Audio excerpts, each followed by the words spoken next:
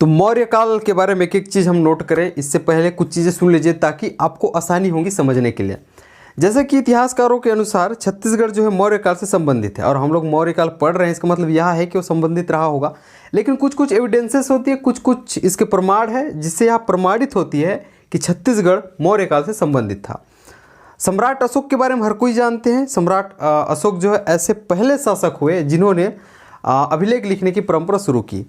उन्होंने कई अभिलेख जारी किए, लेकिन उनके अभिलेख से यह भी ज्ञात होता है, ठीक है, कि कलिंग एवं रूपनाथ, उसके अभिलेख से यह भी ज्ञात होता है कि कलिंग एवं रूपनाथ, ठीक है, ये अशोक के साम्राज्य में शामिल थे। तो इससे यहाँ प्रमाणित हो, जैसे कि आप देख रहे हैं रूपनाथ, रूपनाथ वर्तमान का जबलपुर है, मतलब मध्य प्रदेश है, और हम मध्य प्रदेश से ही आए हैं, पहले मध्य प्रदेश के साथ ही थे। ये सबसे इन सब के आधार पे यह भी निष्कर्ष निकाला जाता है, on the basis of this it can be concluded that the Chhattisgarh was related to Mauryan era, ठीक है। तो ये चीज़ इससे प्रमाणित होती है। एक प्रमाण तो ये हो गया। सेकंड चीज़ अब देखेंगे तो सेकंड चीज़ इसके बारे में सिक्के हो जाएगा। सिक्के कहाँ कहाँ से मिले हैं, जैसे कि आपको पता है, आपने 3-4 चीज़ देखा होगा, इसके बारे में आपने सुना भी होगा, वो क्वेश्चन भी बनते हैं। जैसे कि आपने देखा होगा रायपुर के 3-4 जगह, जैसे कि उड़ेला हो गया, तारापुर हो गया। उसके बाद आप सारंगढ़ डिस्ट्रिक्ट बार भी पूछा जाता है, इसके बाद इसके बारे में पूछा गया है। इसके बाद और देखेंगे आप तो जांजगीर चांपा, और फिर आपको हो जाएगा शक्ति। ये सबसे यहाँ प्रमाणित होता है कि छत्तीसगढ़ मौर्य काल से जुड़ा रहा है, और मौर्य काल का छत्तीसगढ़ में जो है प्रभाव रहा है। तो एक एक करके हम लोग लिखने का भी कोशिश करते हैं, और एक एक करके आप इसको नोट कीजिए और एक एक करके समझते भी जाइए। पहली चीज़ मैंने कहा है कि इतिहासकारों के अनुसार छत्तीसगढ़, ठीक है, मौर्य काल से संबंधित था, ठीक है, मौर्य काल से संबंधित था। According to the historians Chhattisgarh was related to Mauryan empire. Second चीज आप देखेंगे यहाँ पे अशोक ने कई अभिलेख जारी किया है। एक एक करके आप लिख सकते हो इसे जो है अशोक के द्वारा कई अभिलेख जारी किया गया है। उनके अभिलेख से यह भी ज्ञात होता है कि रूपनाथ एवं कलिंग, ठीक है, ये आपका हो जाएगा रूपनाथ एवं कलिंग, ये दोनों जो है इसके साम्राज्य में या फिर इसके साम्राज्य के अंतर्गत शामिल थे। कौन कौन से कहा मैंने, रूपनाथ एवं कलिंग। रूपनाथ वर्तमान का जबलपुर है, मतलब क्या, मध्य प्रदेश। क्लियर है।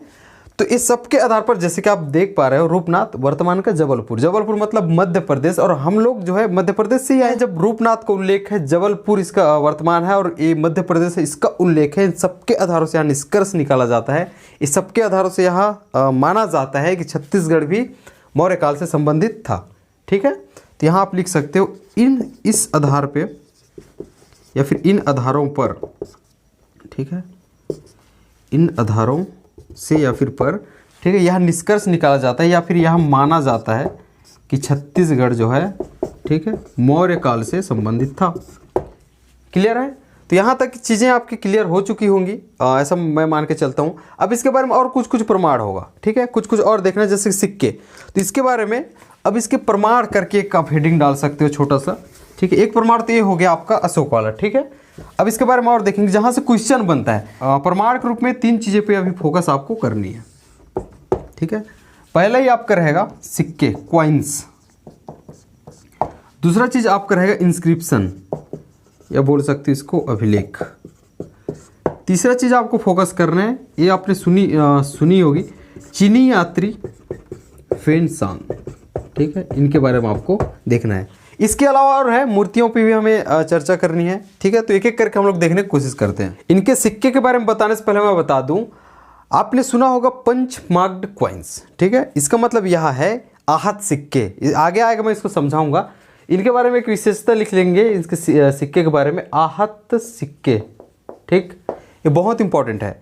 तो इनके जो है कॉपर एवं, देखिए कॉपर एवं सिल्वर, तांबा एवं चांदी, ठीक है, जो आपका कॉपर एवं सिल्वर, इसके आहत सिक्के प्राप्त हुए हैं छत्तीसगढ़ के अलग अलग स्थानों से, ठीक है, अलग अलग स्थानों से इनके आहत सिक्के प्राप्त हुए हैं। कौन से, किसके बने, ठीक है, अभी इसको हटा दो अभिलेख, ठीक, यहाँ तक इसको समझने की कोशिश करेंगे, ठीक है। आहत सिक्के प्राप्त हुए किससे बने, तांबा, ठीक है, इसको लिखते जाएंगे तांबा, और फिर आपके चांदी। तो छत्तीसगढ़ के अलग अलग क्षेत्र से, अलग अलग जगहों से तांबा एवं, ठीक है, चांदी के आहत सिक्के प्राप्त हुए हैं, ऐसे आप लिखेंगे। अब ये आहत सिक्के क्या है, सवाल यही उठते हैं। तो आहत सिक्के क्या होते हैं। आहत सिक्के का मतलब यहाँ है कि ये किसी धातु को, ठीक है, उसको घात करके चोट लगा के बनाते थे, ठीक है। इसका मतलब यहाँ है कि उसमें डेफिनेटली चिन्ह रहा होगा, ठीक है। तो जब आहत कर रहे हैं, चोट लगा रहे हैं, इसका मतलब ये है कि वो चिन्ह बना रहे हैं, उसके उनके जो मुहर लगा रहे हैं, एक प्रकार बोल सकते हो कुछ कुछ उकेर रहे हैं वहाँ पे, उनकी एक पहचान है। तो इन लोग सिक्के की पहचान इनकी यही है कि इनके आहत सिक्के प्राप्त होते हैं, मतलब उनके सिक्के में चिन्ह प्राप्त होते हैं, मयूर के चिन्ह होता है, साथ ही साथ अर्धचंद्राकार ये भी इनके पाया जाता है। इसमें पर्वतों का भी चिन्ह मिलता है इनके सिक्के में, ठीक है। तो इसका मतलब ये है कि धातु को चोट करके, आघात करके बनाया जाता है, पंच करके बनाया जाता है, इसलिए इसे पंच मार्क्ड कॉइन्स कहा जाता है, जिसे हम लोग हिंदी में कह रहे हैं आहत सिक्के। तो अब आहत सिक्के आपको समझ में आ गया है। तो इनके लिखेंगे फर्स्ट लाइन ही आपको होना चाहिए, छत्तीसगढ़ के अलग अलग जगहों से तांबा एवं चांदी के, ठीक है, आहत सिक्के प्राप्त हुए हैं। Copper and silver punch marked coins have been found from various places in Chhattisgarh. अब वो जगह कौन कौन से है, ठीक है। तो 4 जिले आपको याद रखना है, उसके बाद उसके जगहों पे भी आपको ध्यान देना है। सबसे पहले तो जिले देखेंगे, सबसे पहले आपका हो जाएगा शक्ति, ठीक है, ये आपका हो जाएगा शक्ति। अब इसकी कौन सी जगह होगा उसको आपको देखना है। फिर आपको जांजगीर चांपा लिख लेनी है, ठीक है, इसके जगह को देखना है, मतलब जांजगीर चांपा के अंतर्गत किस जगह से यहाँ प्राप्त हुआ है। उसके बाद देखेंगे आपका रायपुर हो जाएगा, ठीक है, और एक हो जाएगा आपका सारंगढ़। सारंगढ़ में 2 चीज़ याद रखेंगे, एक है आपका बार और एक है आपका उदयपुर, ठीक है, उदयपुर है या फिर देवपुर ऐसा कुछ है। तो इसके पहले बार लिख लीजिए, वो अलग स्रोत में भी मिलता है, बार लिखेंगे इतने में काम हो जाएगा, ठीक है। अब देखेंगे शक्ति, ठीक है, जांजगीर चांपा में आपका अकलतरा हो जाएगा और शक्ति के ठठारी से प्राप्त हुआ है। जांजगीर चांपा के अकलतरा से यहाँ प्राप्त हुआ है, इसको भी आप देखेंगे, ठीक है। उसके बाद आप देखेंगे रायपुर में तीन चीज़ लिखेंगे, एक है आपका उड़ेला, एक है आपका तारापुर, ठीक है, एक है आपका आरंग। तो आरंग, उड़ेला, तारापुर बोलो या फिर उड़ेला, तारापुर, आरंग, ठीक है। मैं फिर से आपको बता दूं, अलग अलग जगहों से इनके तांबे एवं चांदी के सिक्के प्राप्त हुए हैं छत्तीसगढ़ से। अब वो जगह कौन कौन से, वो जगह तो ये है मेन, पूछेंगे क्वेश्चन यहाँ से, कौन से, ठठारी है, अकलतरा, उड़ेला, तारापुर, आरंग और बार। लेकिन आपको इनके जिले याद होना चाहिए। ठठारी है जो शक्ति हो जाएगा, ठीक है, तो शक्ति के ठठारी से, ठीक है। उसके बाद जांजगीर चांपा जिले के अकलतरा जगह से मिला है आपको। रायपुर के उड़ेला, तारापुर, आरंग यहाँ से प्राप्त हुई है। और फिर नीचे एक बार और जाएंगे तो सारंगढ़ के बार से यहाँ प्राप्त हुआ है। एक देवपुर या फिर ऐसा कुछ और मिलता है, मैं बताऊंगा, स्क्रीन में इसको लिख दूंगा। हालांकि बार इसमें इतने में आपका, ठीक है, काम हो जाएगा, वो अलग स्रोत मेरे को मिला था। तो सिक्के के बारे में आपने देख लिया। एक चीज़ और हमने कहा है, आहत सिक्के है, पंच करके बनाया जा रहा है, चोट लगा के बनाया जा रहा है, आघात करके बनाया जा रहा है, इसका मतलब वहाँ कुछ ना कुछ चिन्ह होगा। तो इनके सिक्कों में मयूर चिन्ह अंकित होता था, इसको नहीं भूलेंगे, ठीक है। इसके नीचे आप लिख लेंगे चिन्ह कौन कौन सा होता था, मयूर, पर्वत लिखेंगे और अर्धचंद्राकार, ठीक है, ये तीनों सुन लिए होंगे, ठीक है, अर्धचंद्राकार, ठीक।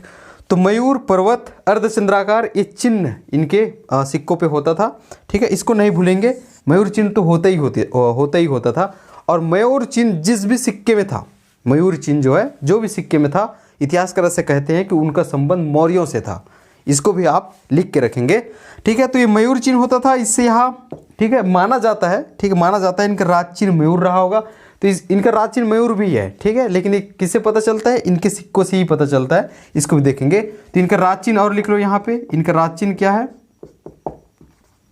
मयूर, इसको नहीं भूलेंगे, ठीक है। तो इनका राज चिन्ह मयूर है। और इनके ये भी मैंने कहा है कि the peacock symbol is inscribed, ठीक है, ऑन देयर कॉइन्स, इसके बारे में भी मैंने कहा है कि इसमें मयूर चिन्ह अंकित है, ठीक है। तो ये तो हो गया, ये सिक्के के बारे में हो गया, इतने आप करेंगे तो सिक्के के बारे में हो जाएगा। एक फैक्ट और मिलता है, डॉक्टर रविंद्रनाथ मिश्र 1969-70 में, ठीक, उन्हें जो है गुर्जरा गांव, ठीक है, एक चीज़ और लिखेंगे, गुर्जरा गांव, और फिर एक है आपका आरंग। तो आरंग एवं गुर्जरा गांव से, ठीक है, इन्हें आहत सिक्के प्राप्त हुए हैं, किनको, डॉक्टर रविंद्रनाथ मिश्र को, इसको भी लिखेंगे। तो इसके नीचे आप लिख लेंगे, ठीक है, इसके बाद इसके नीचे ही लिखेंगे डॉक्टर रविंद्रनाथ मिश्र, ठीक है। रविंद्रनाथ मिश्र को कब कहा मैंने, 1969-70, 1969-70 में गुर्जरा गांव और फिर आरंग से आहत सिक्के इनके प्राप्त हुए हैं। तो इतने चीज़ों पे बात करेंगे तो सिक्के, सिर्फ एक पोर्शन आपका खत्म होगा, कौन सा, सिक्के वाला। यहाँ तक क्लियर है। तो एक बार मैं रिवाइज करा दूं अब तक हमने क्या क्या पढ़ा है। सबसे पहले तो हमने कहा है कि जो है आपके इतिहासकारों के अनुसार मौर्य काल जो है छत्तीसगढ़ से संबंधित रहा है या फिर छत्तीसगढ़ में मौर्यों का प्रभाव रहा है। सेकंड चीज हमने कहा है कि अशोक ने कई अभिलेख जारी किए हैं, उनके अभिलेखों से यह भी ज्ञात होता है कि कलिंग एवं रूपनाथ, दो जगह हमें मिला है, कलिंग एवं रूपनाथ उसके साम्राज्य के अंतर्गत शामिल था। अब जब हम लोग जबलपुर के बारे में देख रहे हैं जो कि आपका रूपनाथ है, तो रूपनाथ है जो वर्तमान का जबलपुर है, मतलब मध्य प्रदेश है। जब यहाँ तक की बात यहाँ पे क्लियर है, इस प्रकार जो है इन आधारों पे यहाँ निष्कर्ष निकाला जाता है कि छत्तीसगढ़ इससे संबंधित था। यह माना जाता है कि छत्तीसगढ़ में मौर्यों का प्रभाव था। On the basis of this it can be considered that the Chhattisgarh was under the dominance of Mauryan empire. इसकी बात हम लोग करते हैं।